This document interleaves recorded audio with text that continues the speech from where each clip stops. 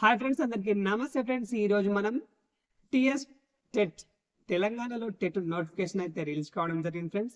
అయితే TET notification కు దరఖాస్తు చేసుకోవడానికి ఏమేమి కావాలనేది కొందరు అభ్యర్థులకు అయితే సందేహంగా ఉంది. అయితే ఈ వీడియో మనం టెట్ అప్లికేషన్ చేసుకునే అభ్యర్థులకు దరఖాస్తు చేసుకోవడానికి ఏం కావాలనేది ఈ వీడియోలో తెలుసుకుందాం.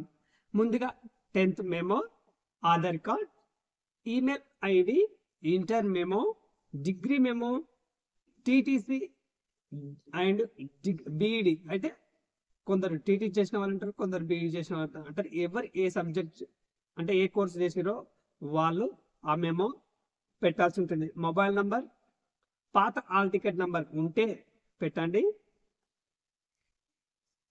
కులం సర్టిఫికెట్, ఫోటో అండ్ సైన్.